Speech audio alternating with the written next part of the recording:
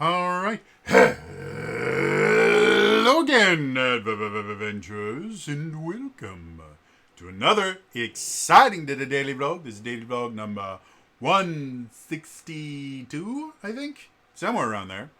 So, today, we need to talk about some drama. I know I made the joke yesterday that one day a week would be dedicated to Critical Role drama, and I'm like, oh, I'm never going to do that. But I do want to talk not so much about the drama, but the things that have got me excited about Dragon Age Veilguard. For anyone who doesn't know, Dragon Age 4 originally was titled Dragon Age Dreadwolf, and that is actually a reference to a character from Dragon Age Inquisition that I'm not going to reveal in case you haven't played Dragon Age Inquisition. Dragon Age Inquisition is one of my favorite games of all time. It is brilliant. I have replayed it a dozen times, and it's always fun. There's a character in there, and eventually they get associated with a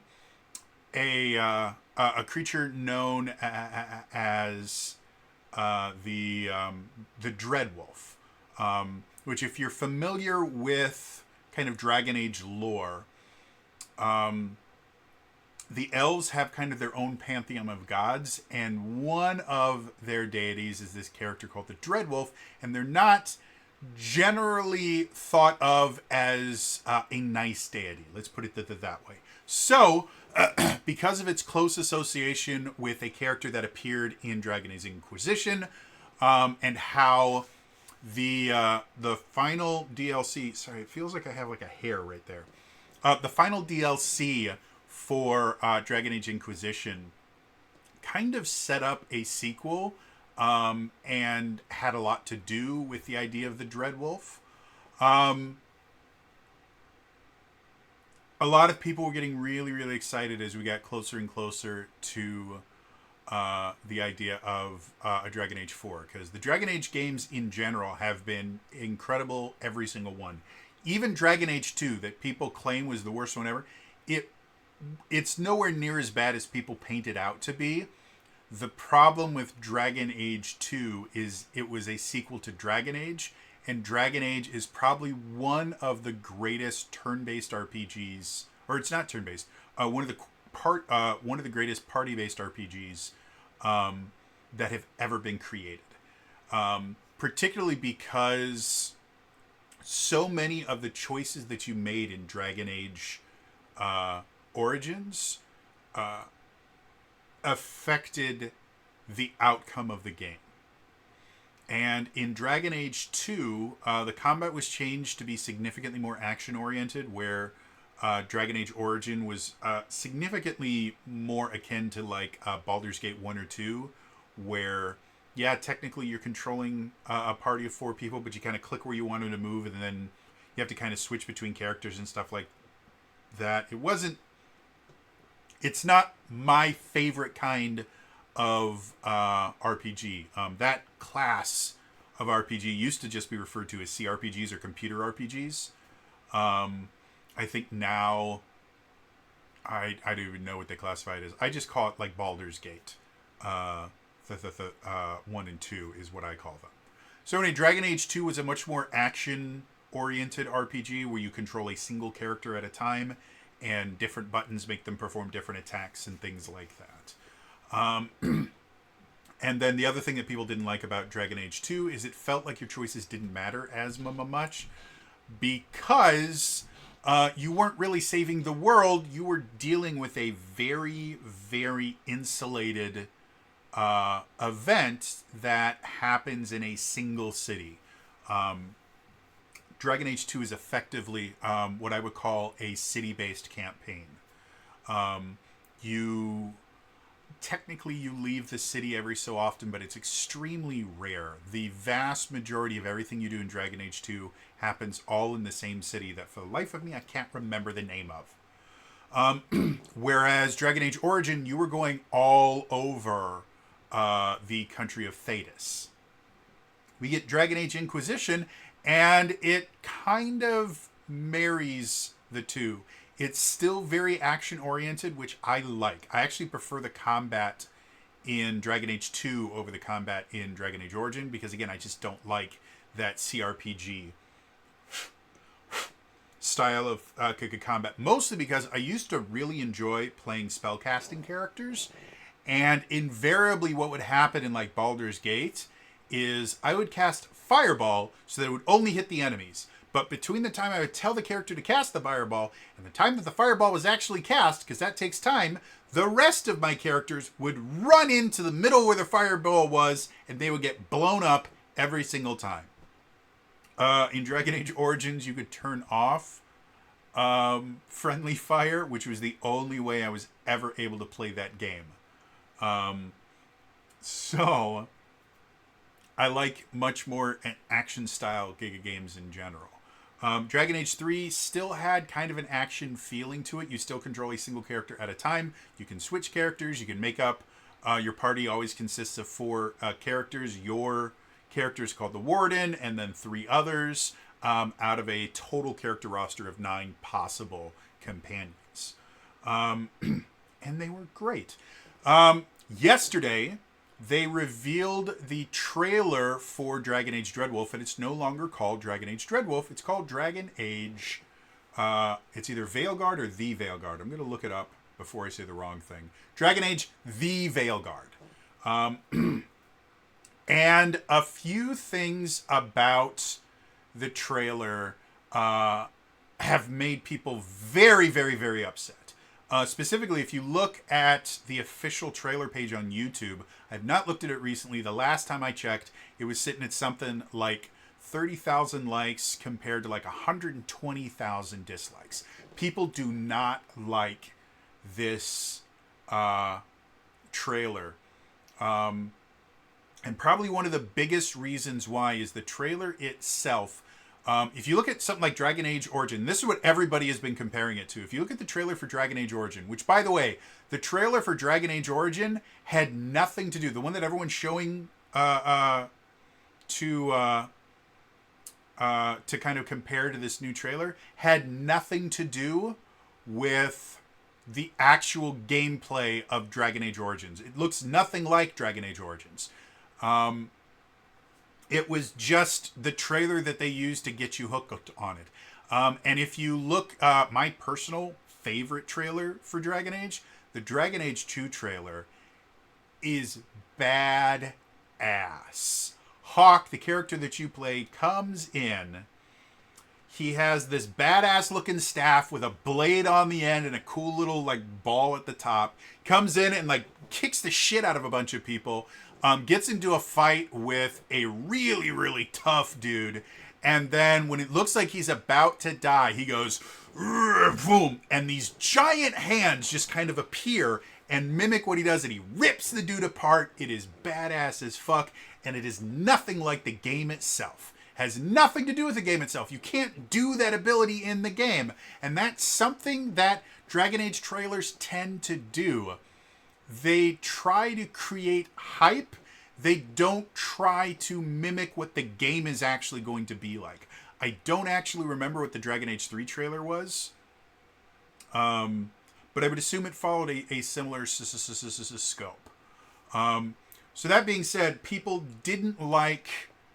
first of all, the trailer itself, the art style that they used, a lot of people claim was very cartoony and kind of looks like a Telltale game. And I don't agree with that, except for one character. They introduced all the new companions, which is another thing that I don't think Dragon Age has ever done before. Generally, you'll be introduced to a few companions, but you're generally always surprised by at least one or two companions that you're not suspecting. This one, it seems like, because there's 1, 2, 3, 4, 5, 6, 7. They introduce 7 companions. The last Dragon Age game had 9 companions. So it's possible that there's more companions, but they did introduce 7. And one of the companions, his name is Emmerich. And each one of the companions has a title, which, I don't know if you guys are aware of this, but I have been working on, and by working on I mean I worked on it for a while and then I forgot it existed for a couple of years. I have this thing called the Deck of Notoriety. I actually used it for The Legend of the Three Kingdoms. All it is I assigned titles to every card in a normal 52 card playing card deck. And as part of character creation, you can draw a card from a standard deck, figure out what title it is, and that is the title that the world knows your character by. And I like that. As a role-playing, it is entirely role. There's no benefits to the titles. They're entirely role-playing focused. But the players that really leaned into their titles in my Legend of the Three Kingdoms campaign had so much fun with them. One of them, we still regularly reference their title constantly. Because it was such a big part of their character's backstory. They were the Vigilante was one of the titles, and that was the title that they choose. So every one of these characters has a title, which is very akin. A lot of people are making comparisons to the Borderlands series because each character you can play as has a little subtitle.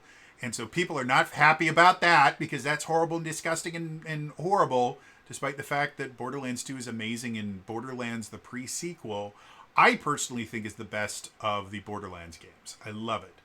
More people like Borderlands 2 and Borderlands 3 we don't talk about. So Emmerich is called the Necromancer, and Emmerich looks like a Borderlands character. Like the head shape, the facial expression, everything about them screams, I work for Handsome Jack. So I totally get that with the Necromancer. However, when the trailer opens up, you see Scout Harding and Varric in a bar getting into a fight, as Varric does. And they don't look cartoony to me at all. There's not a ton of blood and guts, which is normally very apparent in Dragon Age titles in general. Like, the original Dragon Age Origins was a very kind of grim, dark fantasy style game. Dragon Age 2 got a little bit more lighthearted. Dragon Age Inquisition was a little bit more lighthearted than that. They went kind of from dark fantasy to high fantasy, which again, I don't have a problem with. I really love Dragon Age Inquisition. So I kind of get everyone kind of focusing on Emmerich because again, he 100% looks like either a character from a Telltale series or someone that was supposed to be in a Borderlands game and accidentally took a wrong turn and went to Thedas instead. Everyone else, though, I don't have the problem that they do with the art style. The art style is different from Dragon Age Inquisition and the other games in the series, mostly because Dragon Age Inquisition came out almost 10 years ago, and so everything has changed since then. And I don't really have a huge problem because, again, everyone is really, really focusing on the characters themselves. If you look at the sets behind the characters, it still has that very much Dragon Age feel to it. Like, it looks like stuff I would see in Dragon Age Inquisition, just prettier. So that's not the thing that I'm super, super worried about. It's a trailer. It's not going to look like it does in the game itself. Even if all the in-game cutscenes look like that, I'm not going to be super, super upset because, again, I'm not put off by that art style. And if you do it well, stylized art styles in general, if you play Borderlands 2 now, it still looks good because they went hyper stylized and instead of trying to go realistic. And so a game that tried to look realistic doesn't look very good now because the technology has improved so much that we can create incredibly realistic looking stuff.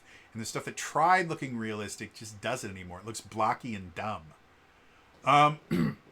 So I'm not super, super upset with that. The other thing that I've seen, there were two other critiques. One of them, they don't like how they portrayed the Qunari, which again, it's a trailer. The Qunari character was on screen for less than 30 seconds. It's not enough time to really critique the design of the character. But there's two things that were brought up. One, Davrin the Warden seems to have a baby griffin with him.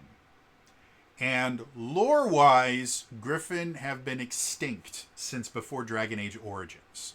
And so people are freaking out. Oh, they're rewriting the lore, and this is horrible. It's not. First of all, from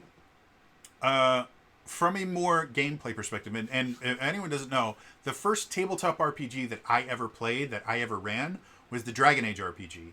And the reason that I ran it was they had a quick start, so I didn't have to pay for it. I just got to download the quick start for free, and then I ran it. And I had so much fun. That's how I got my friends into playing Dungeons and Dragons. That's how I became a dungeon master, was the quick start from the Dragon Age RPG. So I really, really do love Dragon Age. The Wardens in Dragon Age, to give you guys a little bit of lore, the Wardens in Dragon Age are once every 100 years or so, this thing happens where these creatures called the Darkspawn start coming out of the Dragon Age version of the Underdark. And they try to take over the world, and they always have at the head of the leading this horde of Darkspawn is a thing called an Archdemon. And the Archdemon is just a super, super powerful Darkspawn that almost always takes the form of a dragon. Dragons in and of themselves, up until Dragon Age Inquisition, dragons have been mostly extinct, and they haven't really been seen in the world in hundreds of years. In Dragon Age Origins, you find a single dragon, which is, spoiler alert, Morgan's mother. That is the only dragon that you find in the entire game. Dragon Age 2, I don't think you really find dragons in that. Someone correct me if I'm wrong in the comments below. If you do find dragons, they're very, very rare. Dragon Age Inquisition, dragons start coming back in a big way. There's a total of 13 dragons that you can hunt in Dragon Age Inquisition. Every single one of them is a killer fun fight. They're super, super awesome. But up until Dragon Age Inquisition, the only time people ever saw a dragon was when an Archdemon was in the form of that dragon. So the Wardens, the thing with the Darkspawn and the Archdemons is you can't actually kill an Archdemon because the Darkspawn are basically a corruption. And they infect anyone that they get close to. That's why if Darkspawn attack a village, a lot of times what they have to do, if they're kind of like zombies. You get bitten by a Darkspawn, you turn into a Darkspawn kind of thing. And the thing with the Archdemon is the Archdemon in and of itself is effectively immortal. It's like this shy of being a deity. And so what happens is if anybody kills an Archdemon, what happens is the Archdemon jumps into them, and then they turn into the next Archdemon. So stopping, and as long as the Archdemon is there, more and more Darkspawn will keep pouring out of the underground and try to wipe out all life on the planet if they can. So the Wardens are this group of people that discovered a way to kill the Archdemon. And the way that they do it is Wardens are specifically trained and actually changed so that they can sense and hunt Darkspawn.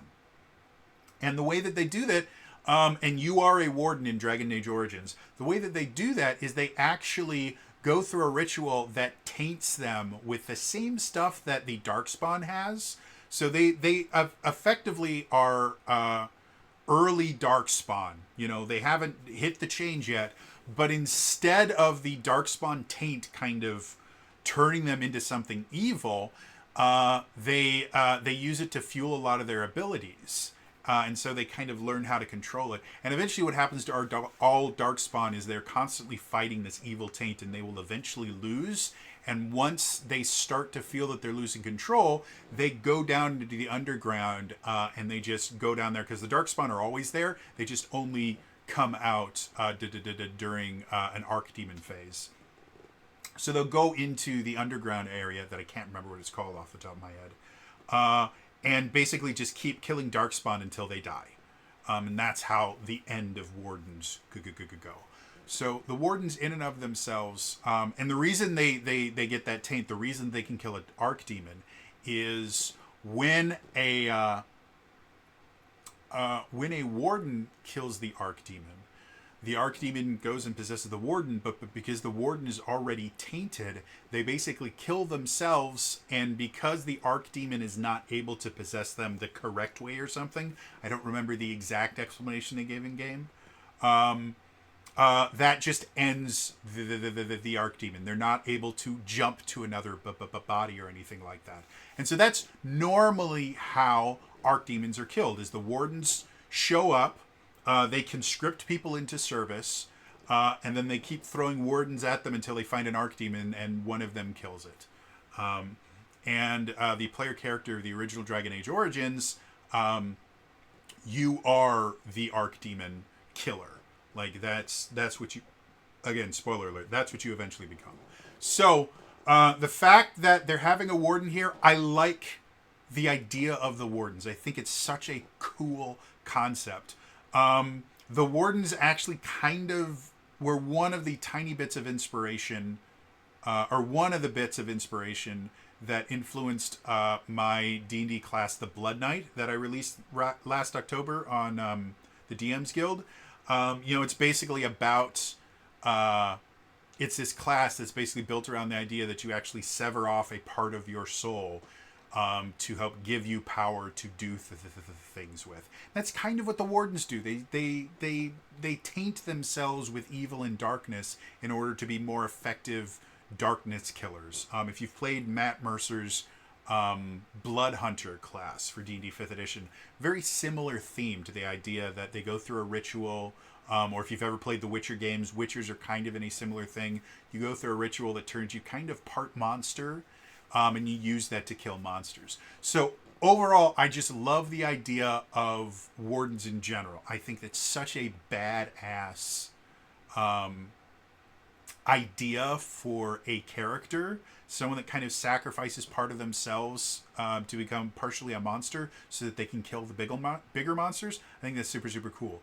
However, as soon as I saw the tiny little clip that Davrin the Warden shows up in, and I saw that he had a little griffin companion, I was immediately happy, and I yelled out, "A pet class!" Again, I've talked before about the idea in tabletop RPGs why pet classes are such a difficult thing to design due to action economy. In video games, on the other hand, pet classes are super, super cool, and I love them. In Diablo 4, I played a Minion Mancer build the first time I went through as a Necromancer. It is super, super fun. You just have a bunch of skeletons running around and big old Goliath zombie things, and it's just massively fun. I love pet classes. I love summoners and things like that. I think they're really, really cool. And so the idea that you have this warden that is also a pet class, I think is the coolest fucking thing ever.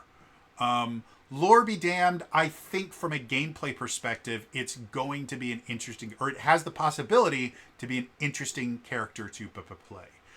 It can also be completely murdered because, again, in video games, it's slightly easier to design a pet class. It's still not easy to design a pet class. Easier does not mean easy.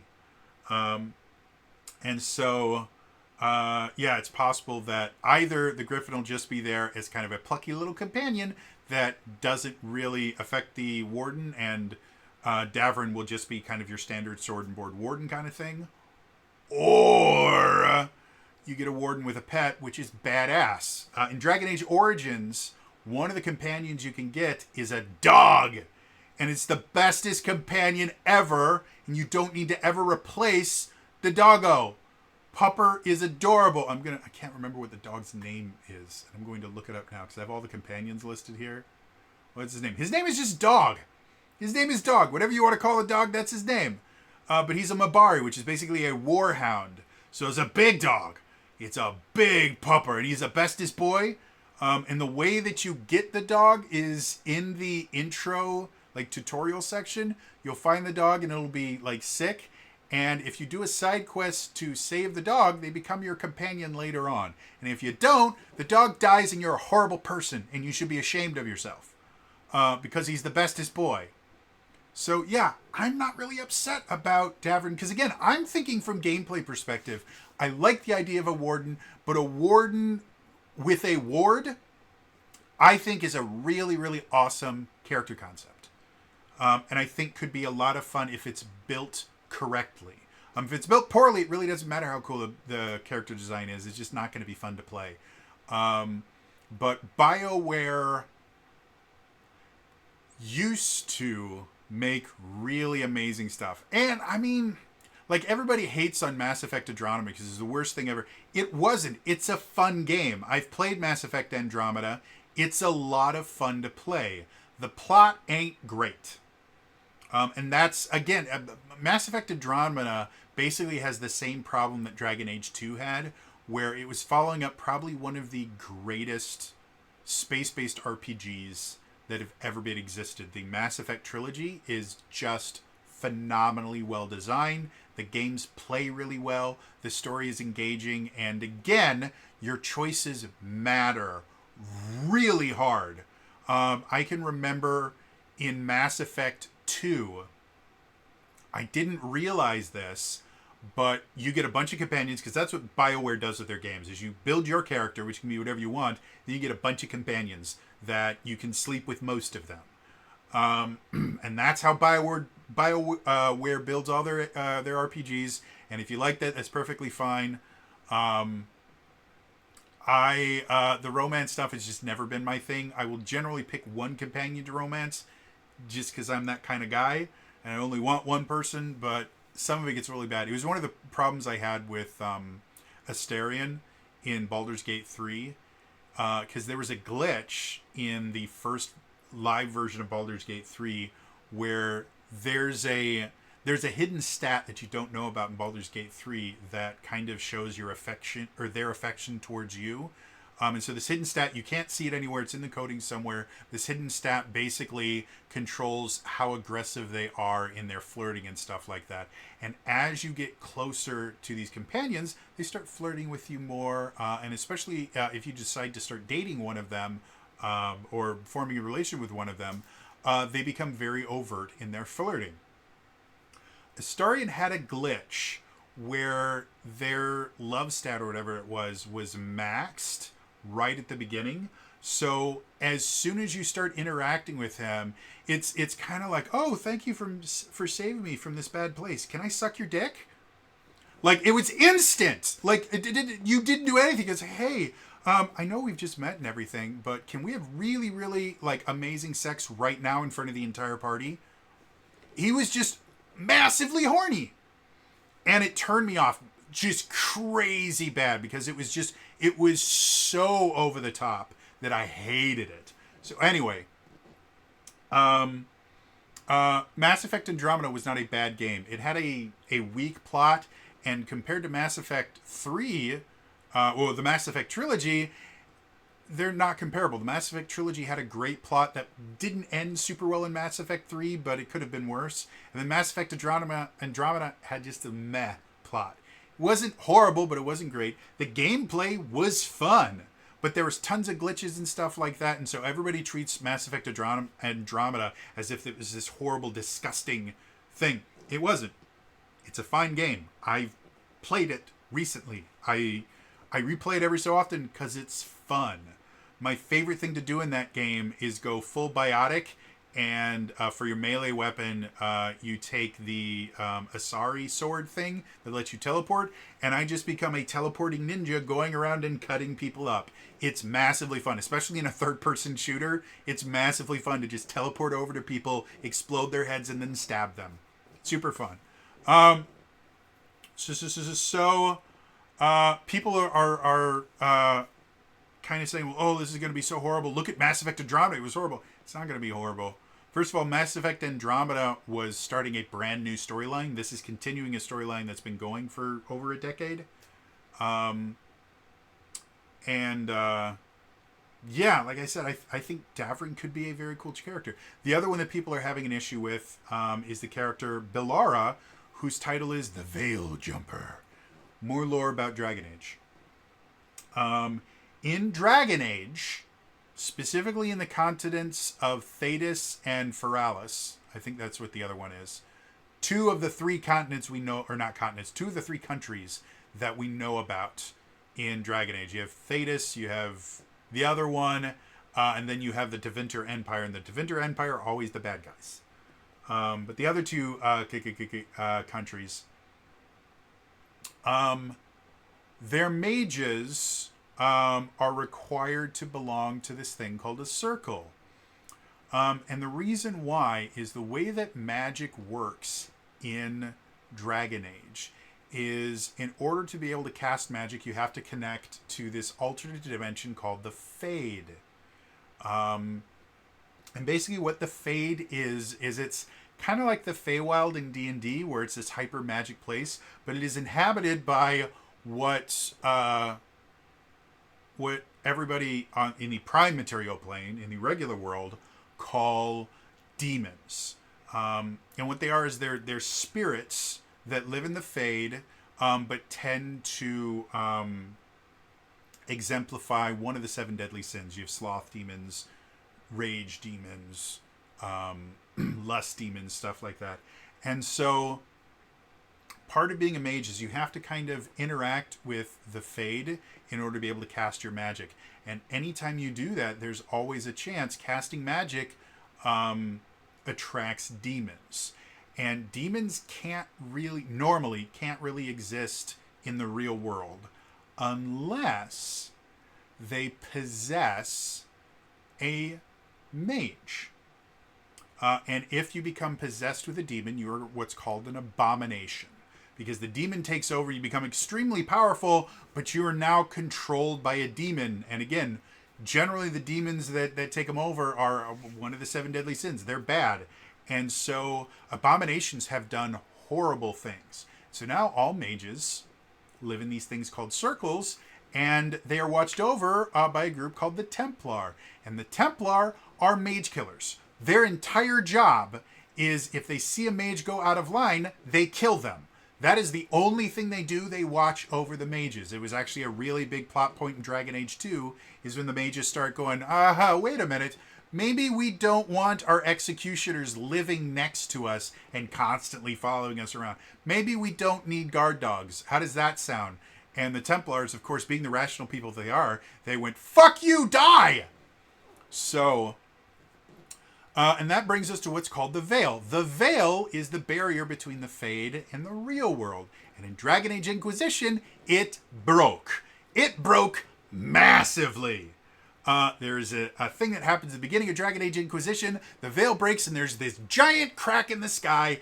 And all over the world, you see these rifts where demons can come through. And the whole point of the Inquisitor, which is the character that you play in Dragon Age Inquisition, is you have the ability, you have this mark on your hand that nobody understands, but you can go up and you can actually close these rifts, which are allowing demons through, and they're causing a bunch of bad shit to happen. So, Bellara, the Veil Jumper, seems to be someone that can jump through the Veil and go into the Fade and out of the Fade at will. The lore up until now has been going through the Veil is nearly impossible. The only way mages are able to cross the Veil is they actually dream. When you dream, you can actually enter the Veil in your dreams. And that's one of the places where mages can be most easily corrupted and possessed by a demon, is when they dream, they go into the Veil and they have kind of a physical manifestation in the Veil to go there. But as far as physically entering the Veil, up until Dragon Age Inquisition, that was thought impossible. The only way you could enter the Veil was through your dreams, and it was extremely dangerous because if a demon found you while you were going through the Veil, they could possess your dream self, which would allow them to possess you. And then you'd be an abomination and bad things happen. So the idea of Bellara being a Veil Jumper means that, wait a minute, what used to be like one of the big plot points that's revealed in Dragon Age Inquisition is basically what happened to start the Darkspawn and where they come from. And I'm not going to spoil everything, but it does involve this massive, like if you're familiar with if you're familiar with Forgotten Realms lore and the Netherese Empire, where they were creating this big magic spell so that one of their leaders could basically replace the goddess of magic, and that caused the fall of the Netherese Empire. There was an ancient civilization that basically did the same thing, but they weren't trying to replace. They weren't trying to replace the gods. They were trying to get to what's called the Golden City, which is a place where the gods were supposed to inhabit, and it was in the Vale. So they decided that they were going to rip open, or it's in the Fade, and so they were going to rip open the Vale and cross over physically into the Fade. And bad things happen, and they eventually lead to the creation of the Darkspawn. If you want to know more, check out Dragon Age Inquisition, because it's amazing. Again, lore-wise, going to the Vale required basically a Netherese Empire ending level spell. And now you've got this random person that can just jump in and out of the Vale whenever they want. And the scene that you are introduced to her, again, lasts less than 30 seconds. But basically, you see this wall and you see what looks like a rift from Dragon Age Inquisition. Then you see this character just jump out, and then a bunch of tentacles grab her and pull her back in a very comical way. It's not like, you jump out and then the evil tentacles come out and you're like, ah! No, she's smiling as she jumps out, she lands, she smiles, and then whoopsie, she's drawn back in. And so everyone's going, oh, this is really, they're rewriting lore. And that's not lore accurate. Wow, I guess we could just walk through the Vale now. Doesn't matter anymore.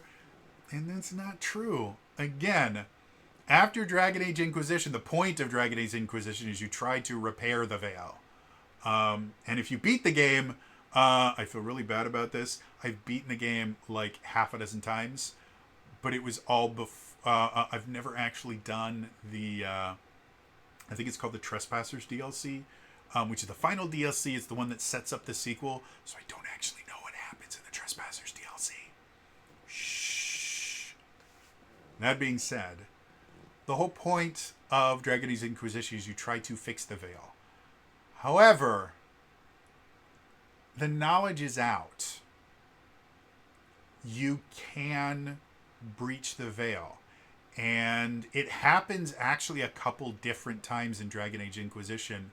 The first time it happens, everybody flips shit. They're like, wait a minute, we're in the Vale? That's not possible. And everyone's like, well, yeah, actually, no, we're all in the Vale right now. And then the Inquisitor's like, wait a minute, I've been here before. And they're like, wait a minute, not only can we enter the Vale, but someone's done it twice? This is nonsense. My assumption is going to be that due to what happened in Dragon Age Inquisition, the Vale, first of all, is probably weakened because it was broken before. And anytime you break or you fix something that was broken, it's never going to be quite as strong as when it was first created. And second of all, the knowledge exists that you can go into the Vale. The stories have spread and everything. People are going to start experimenting with it. And probably the thing that excites me the most, I really, really like Rift Stalkers and things like that. There's a Ranger archetype called, I think it's called the Rift Stalker. I'll have to look it up. I feel bad because my brain just never lets me remember any of this shit. But it's in there.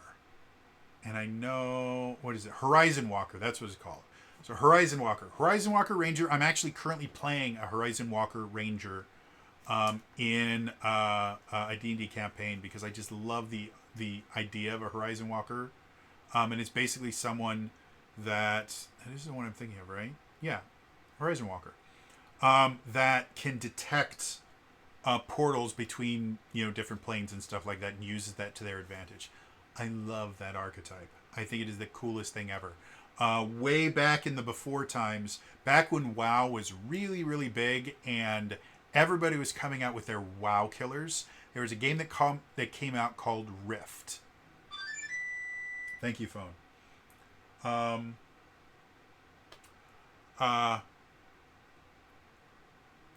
There was a game that came out, thank you again, phone. There's a game that came out called Rift or Rifts, something like that. The full title was Rift Rifts Plains of Talara or something like that. And the basic premise of it was a WoW killer, but it was a completely different kind of game because instead of just picking your class and maybe picking a subclass, when you chose your class, there was basically 4 different roles. And then in each one of those, there was like 4 or 5 different sub roles that each had their own talent tree.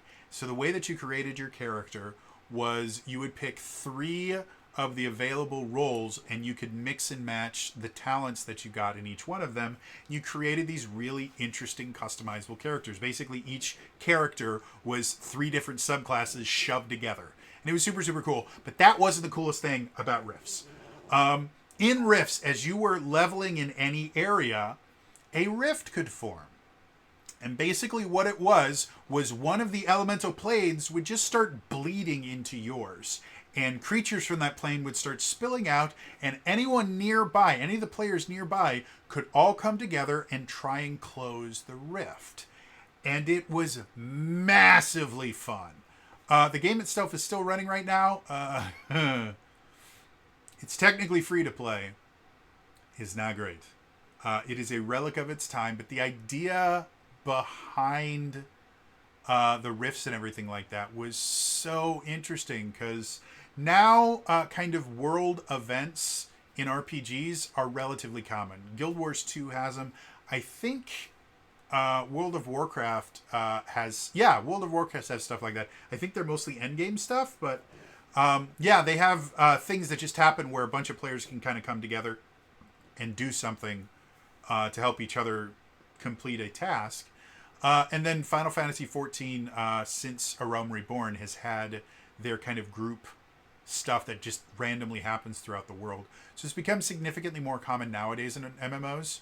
But back then, it was a brand new thing that you could be going around doing your leveling stuff, and then randomly the plane of fire will just appear in part of the area. And the entire area kind of changes to mimic the plane that is coming, like a fire rift comes in, and you start seeing kind of like volcanic little outcroppings and stuff in the area around the rift. You see like fire elementals and stuff coming through. Death rifts were one of the ones that was the most interesting because when a death rift forms, these weird tentacle creatures start coming out, and it was super, super cool. So the idea of Balara being a veil jumper, again, from a gameplay perspective, I think that's really, really cool. Because again, I love teleporting characters, and that's how most of the time, if you have a Rift Stalker style character or a character that deals with the ability to kind of track and deal with other elemental planes or just other planes of existence, one of the things they almost always get is some kind of teleportation ability, which I love. And I just love the idea of this thing where your power basically comes from your ability to either transition to another plane or control things from that plane. Both those ideas sound massively cool. And I think would be super, super fun to play in a video game. And then the rest of the kind of subtitles make sense. Like Harding is the scout. Makes sense. Nev is the detective. I have no idea what that's supposed to be. She obviously uses magic somehow, so she's a magic detective. Beyond that, I have no idea. Emmerich is obviously the necromancer. That should be fairly self-explanatory. In Dragon Age Inquisition, the specialty that Dorian gets is necromancy, and it's a fun specialty to play around with if you're a mage character. You can do a lot of really, really fun stuff with that one. So, Tosh is the Dragon Hunter, which again, I made a class called the Dragon Knight. I'm probably going to love Tosh the Dragon Hunter. And then the last one is called Lucanus the Mage Killer. And that's another archetype that I really, really love the idea of. And I've never really seen a tabletop RPG specifically that has pulled off the Mage Killer archetype well. Because so often the class relies on you exclusively fighting magic users.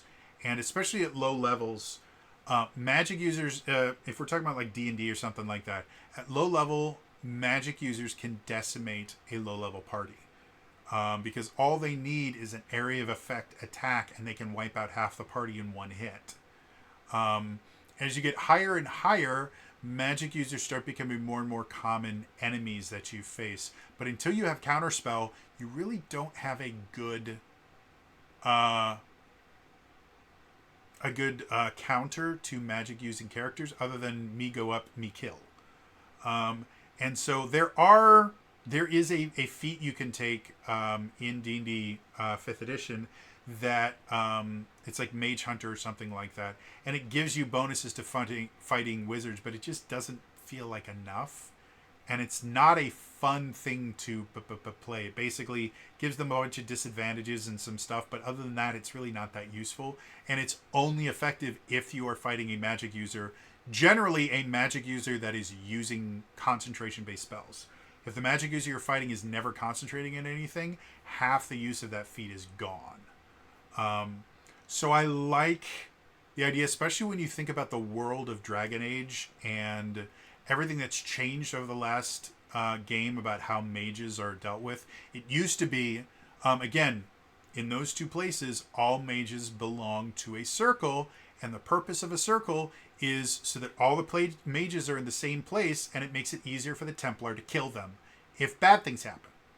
And so the circles, as much as they're kind of the marketing done for circles, is basically, yeah, this is where mages go and they can study magic and be very, very safe. But the reality of the circles is effectively, hey, this is a prison with slightly better freedom, but we can kill you whenever we want. Like, that's what it is. And so, again, there was the big part of the plot of Dragon Age 2 is how the mages and the Templar are dealing with that. You eventually have to kind of choose a side. By Dragon Age 3, you have all these mages. If you didn't belong to a circle, you were what was called an apostate mage, which is actually a religious term. An apostate is basically someone that has been excommunicated from the church. So these apostate mages start showing up and kind of creating their own groups and stuff like that. They become a huge, huge force that you have to eventually deal with in Dragon Age Inquisition.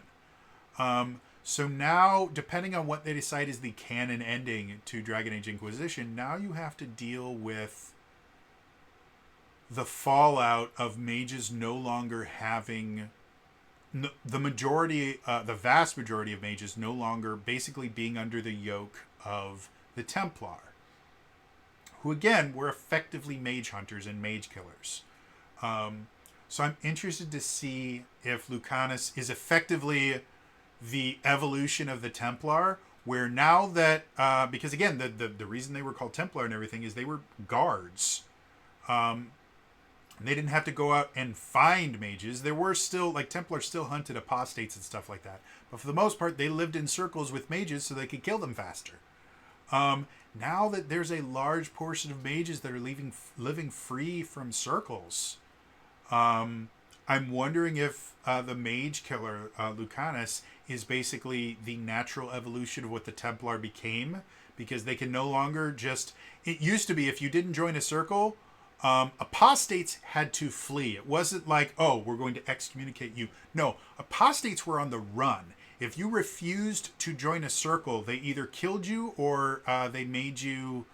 I can't remember what the term was. They basically... they magically lobotomize you. And it's really, really horrible. It's another subplot that shows up in a couple of different games, is the exact process that causes people to go through this magic lobotomy thing and kind of the horrors of what it is. Fun fact, if you don't know what a lobotomy is, lobotomy was cutting edge science back in the 40s and 50s.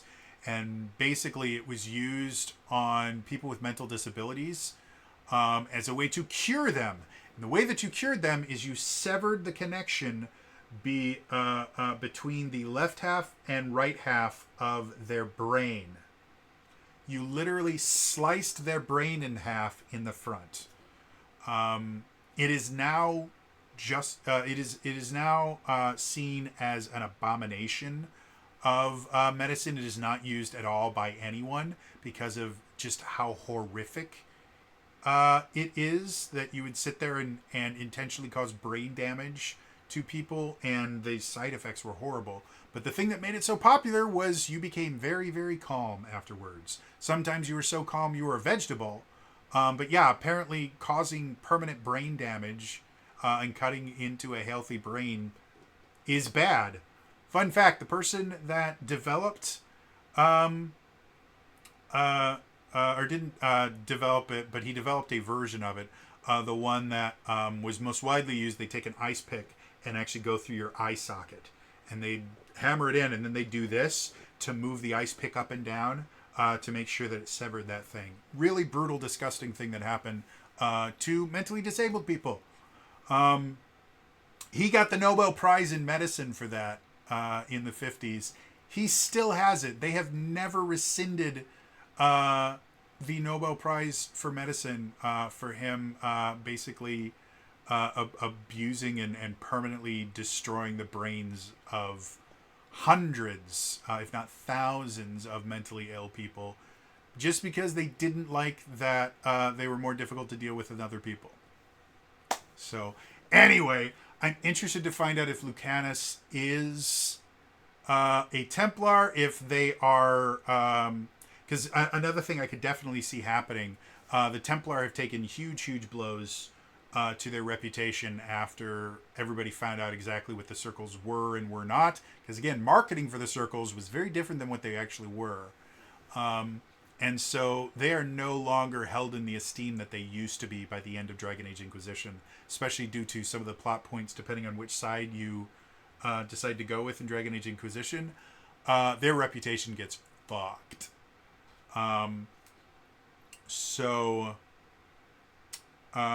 either Lucanus is basically the natural evolution of the Templars, or a new group has basically been created to do the stuff that the Templar effectively won't. And I think that could be a really, really interesting character as well. Because again, the reason they were called Templars and not mage killers or mage guards was because the propaganda of the time was that they were simply there to protect the world from dangerous mages and to kind of help ensure that the mages were protected, because mages could be very, very dangerous.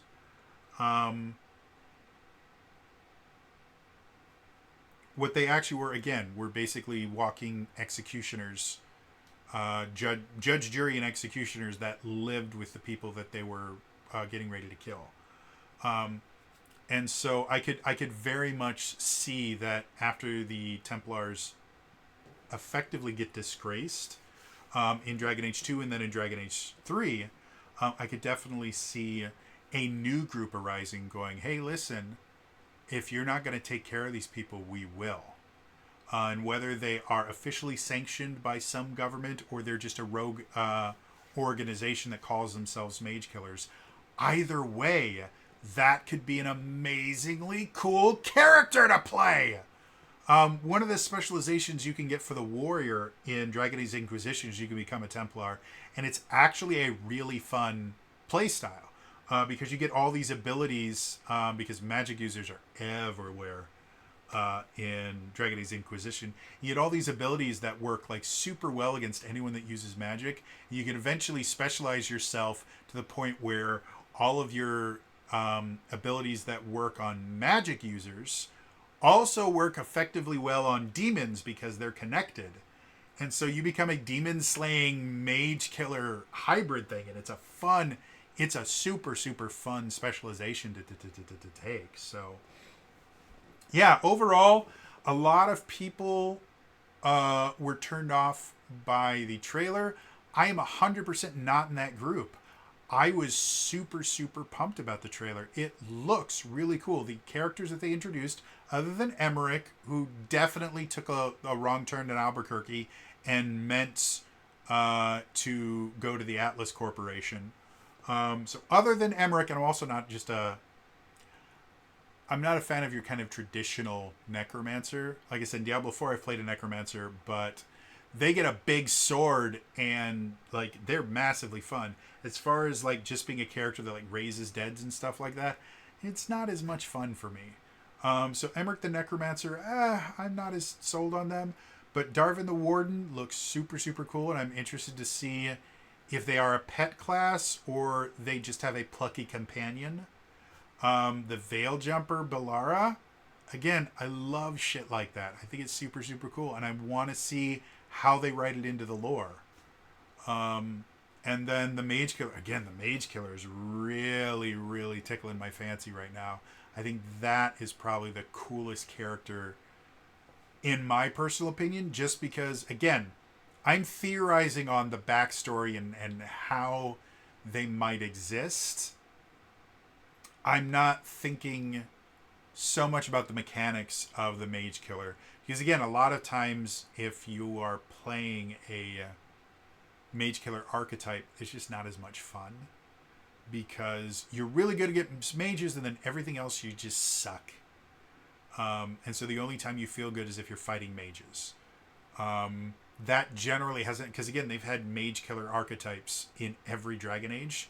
They just called them Templars. And they've been fun every time that I'm aware of. So I'm not really worried about the gameplay of Lucanus. I'm more interested. I want to know the story behind this character. Why are they a mage killer? What kind of mages are they killing? Why do the mages need to be killed? And is that an official title, as in they walk around and go, hey, I'm a mage killer. Do you got work for me? Or are they an outlaw of some sort that's kind of taking the law into their own hands? Again, both of those ideas sound like really interesting characters. And to take things back to tabletop stuff, those sound like really fun characters to play in a tabletop game. Like, I'm already starting to run through ideas about what I want my December campaign to be. And I seriously considered running, probably not a Dragon Age RPG, because the Dragon Age RPG has not been updated in a while and it wasn't great.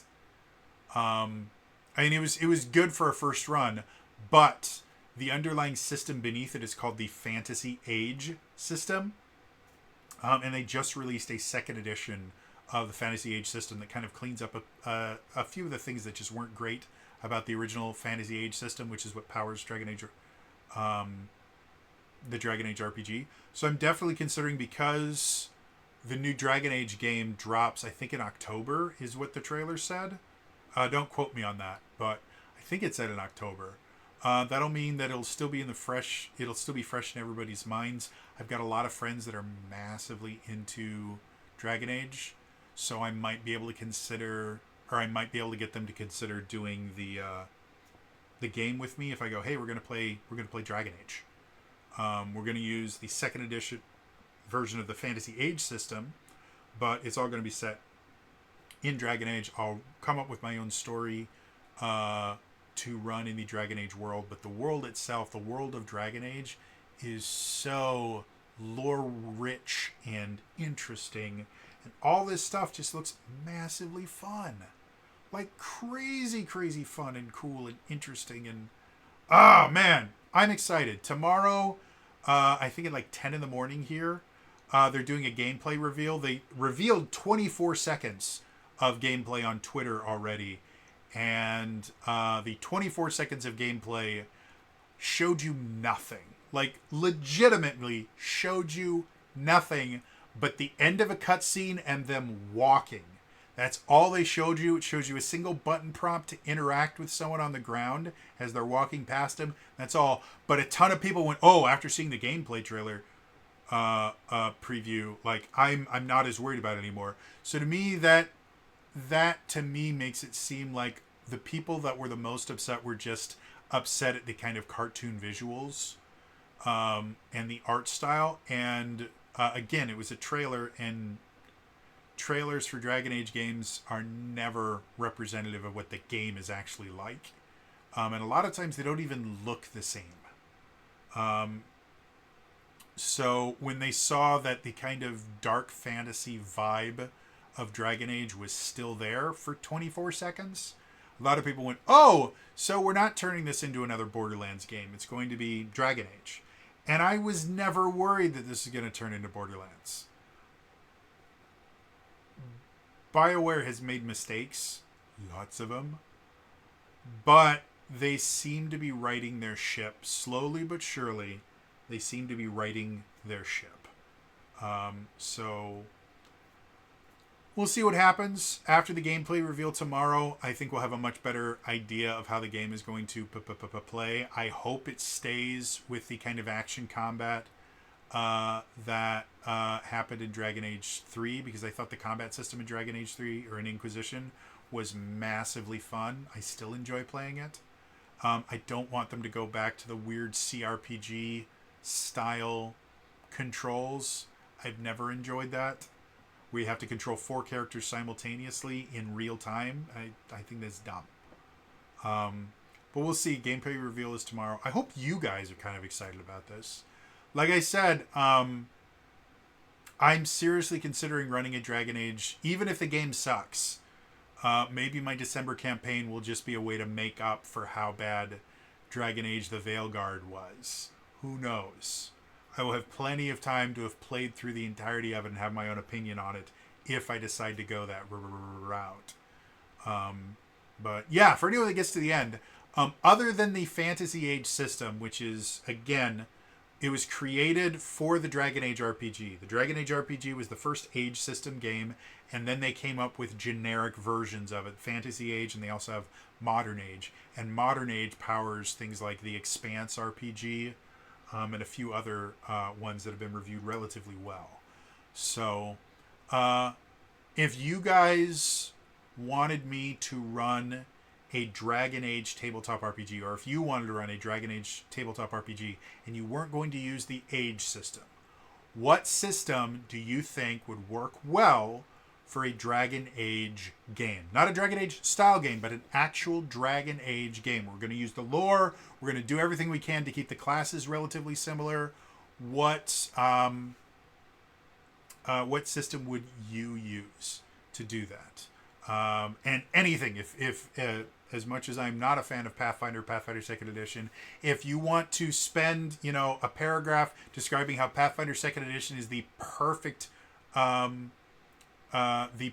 way to bring Dragon Age into tabletop RPGs, go for it. I will read it gleefully. But let me know which system you would use other than the Fantasy Age system, which again was designed for Dragon Age. So let me know in the comments down below. Otherwise, again, that is all for me today. I will see you guys next time. All right? Bye-bye.